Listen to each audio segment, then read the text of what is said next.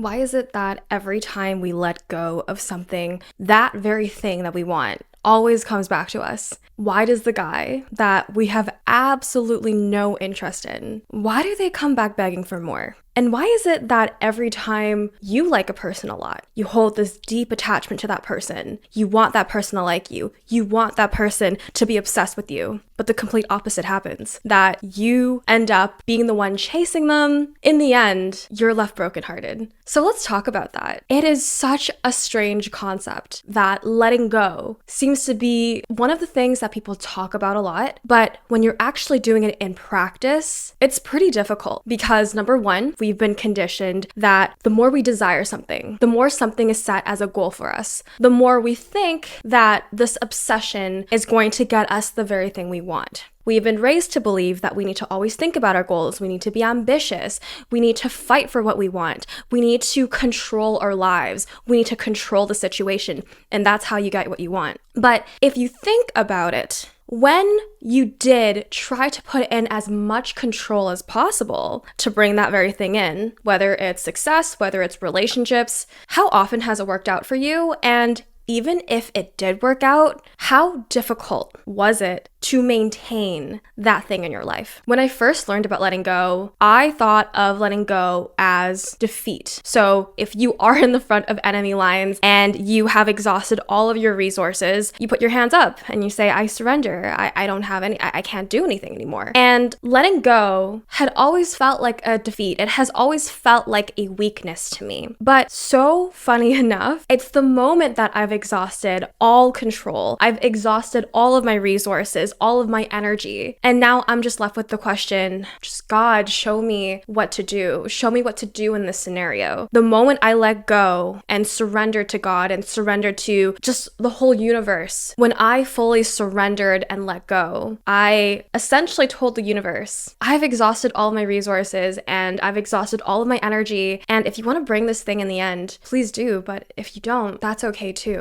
And it's this nonchalance of whether the thing comes or not, you will still be at peace. The one thing that you have to know is that letting go is a source of strength, because letting go is when you are consciously making a choice to reject all of the past programming of what you need to do to get that thing. And it is a crazy mind concept, because when you are trying to obtain something that, number one, you have deep, deep attachment to, and two, it's something that your parents want you to have, or there are societal expectations on the very thing that you want, letting go seems like going the complete opposite direction. It's like, well, do you really want it? If you want it, you would fight for it. Letting go is not about not taking action, but letting go helps you get to the right conclusion so you can make the appropriate steps and take the appropriate steps to get what you want. Letting go is about trust. It's about trust in yourself, trusting that you know what's right for you as a co-creative process. And I see myself as the universe, and I see the universe as me. I see God as me, and I see God within me. And that was a really big differentiator. I always thought letting go was waiting for something outside of me to change so that I can have the thing, or I was waiting for that sign. But this trust essentially is surrender. And you do such powerful things when you enter into that vortex of trust, that even if that thing doesn't happen, I trust that I am still at peace, and I trust that everything's gonna work out. So I'm gonna go back to the example about relationships and trying to pursue somebody, because I think that is the most accurate representation of detachment. And with humans, it's really easy to see someone's reaction to you based on what you do to them or what kind of energy you emit. They either text you back a lot or they text you back very little. They either want to go out with you and want to continue to plan dates, or they completely stop and they just don't message you anymore. And whether these are positive relationships or negative relationships, they are still relationships. It's how we relate to the very thing. So we have relationships with money. We have relationships with our bodies, with our health. We have relationship with friends, with our partners, with men, with women. And how attached we feel around those objects is how likely we are going to experience resistance. And the greater attachment we feel is when we create more resistance resistance in our life. Now, let that sink in a little bit because, again, we have talked about that attachment has been learned. We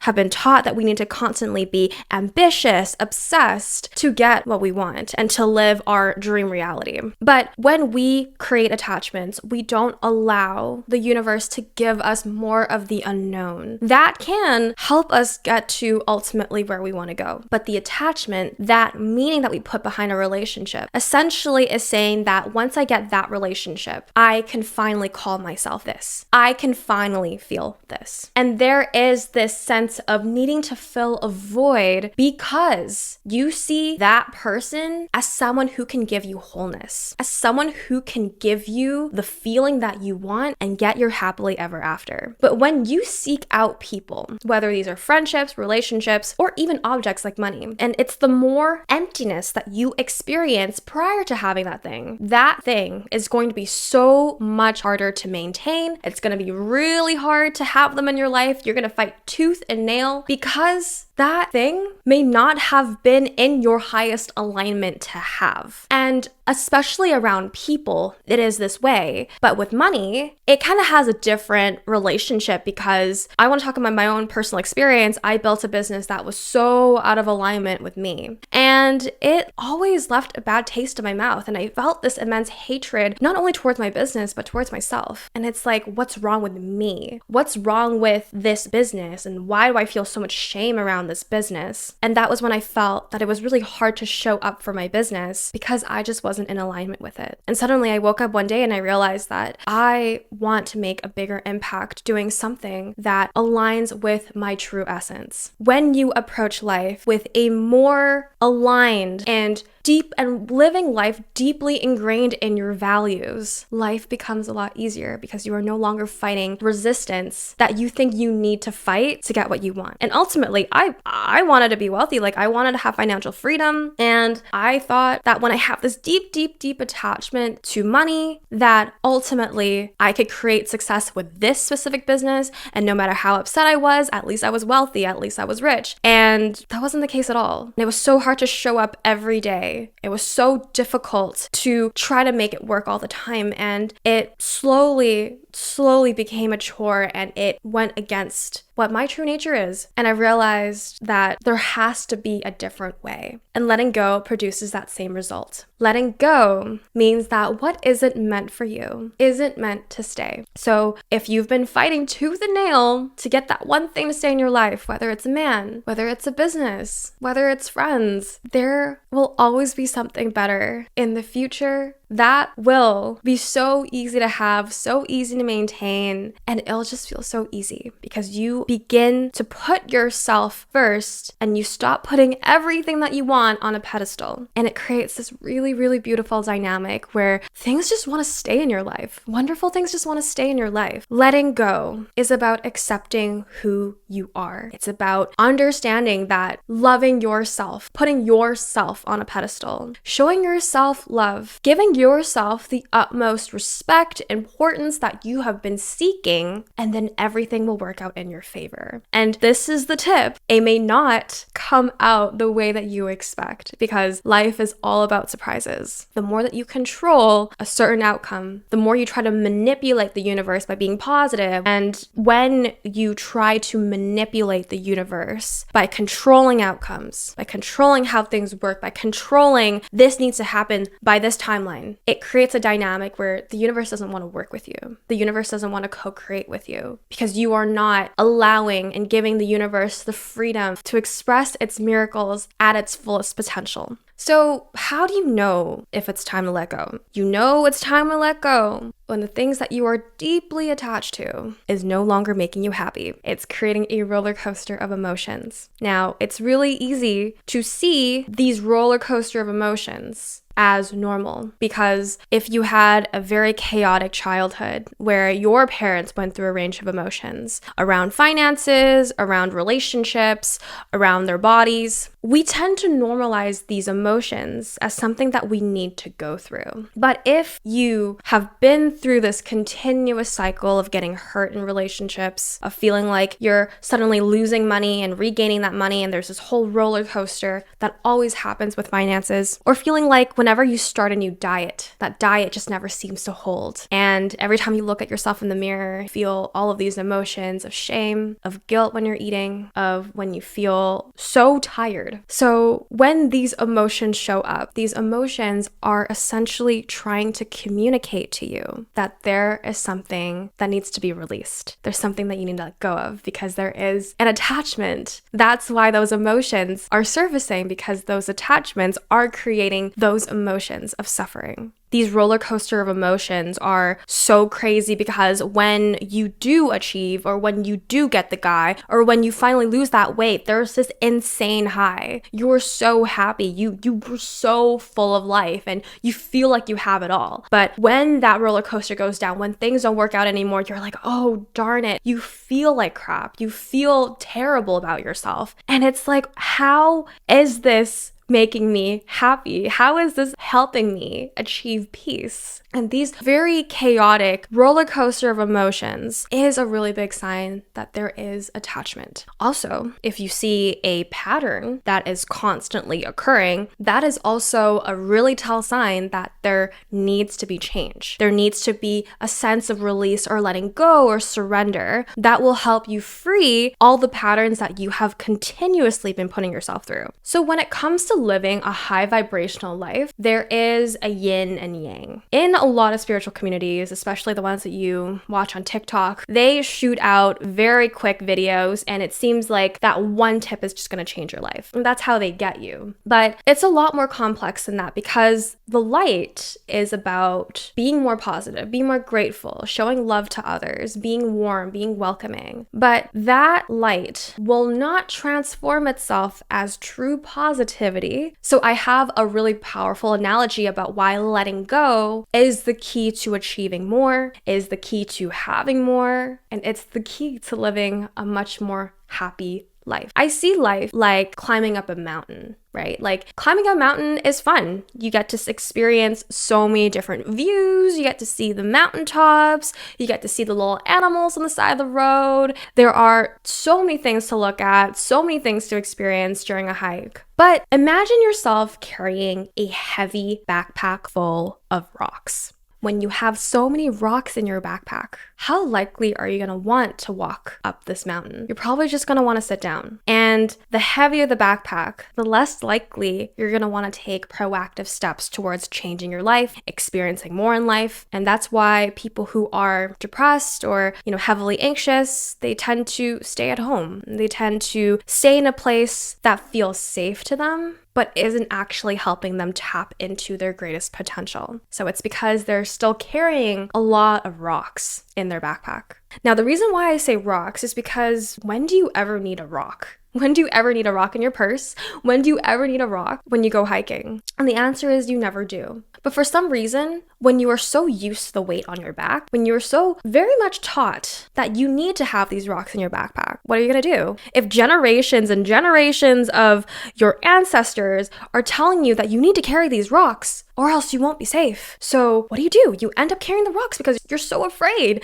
that if you don't carry these rocks, something bad's going to happen. But you've also experienced the feeling when you've carried a very, very heavy backpack, or maybe you carried a very, very, very heavy luggage up a long flight of stairs. And after reaching the top, you finally drop the luggage, you finally drop the backpack, and man, like you got used to the heaviness when you were walking up, and the moment you drop it, you feel so light. And you feel like you're floating for some reason. And what if we are meant to float? What if we are meant to feel lightness in our chest, joy in every moment? What if that is the norm? But we've created a reality where it was normal to suffer. It was normal to feel heaviness and depression and self-doubt and anxiety. And what if we created those rocks? And what if we have brought those rocks into our backpack with our free will? So what letting go is all about is about unlearning, and it's about feeling safe in this reality to slowly let go each and every rock. And some rocks are going to be a lot heavier than others. Some of them are going to be little pebbles and they're going to be easy to take out, but some rocks, especially the ones that have been embedded generation to generation, those are going to be the ones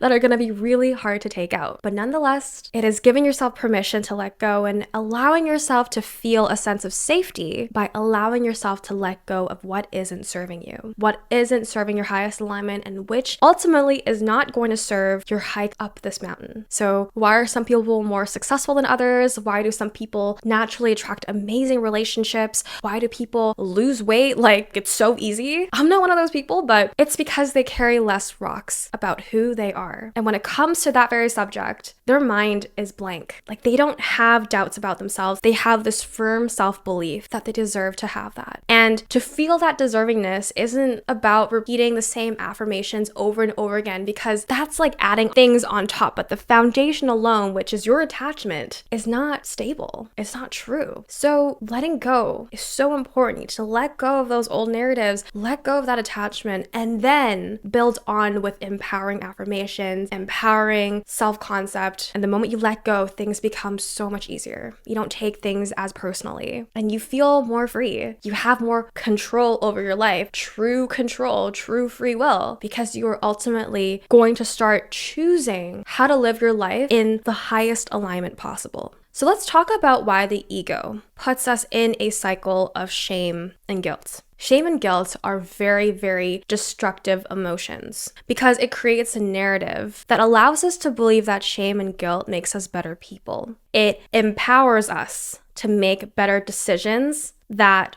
don't hurt other people, and it kind of creates an illusion that it's best for us as well. Because if other people don't get hurt, if we shame ourselves enough, we'll be good people. We'll do the right thing. But what actually happens is that the more shame and guilt that we feel, the more that we will perpetually put ourselves in situations that make us feel shameful and guilty. So that means that you will mess up again and again with a person that you love, a friend, or you will constantly mess up in your job. And the more that you allow yourself to feel those emotions, the more likely it will happen again, which is crazy to think because we would assume that once we feel shameful enough about this one thing that we did, that we will never do it again. But it is the process of acceptance and self-forgiveness that helps us let go of that program, helps us let go of that narrative. And then it creates an experience where we no longer feel as destructive shame. That feeling will not feel as destructive. That feeling will not feel as intense. And self-forgiveness and acceptance, again, is another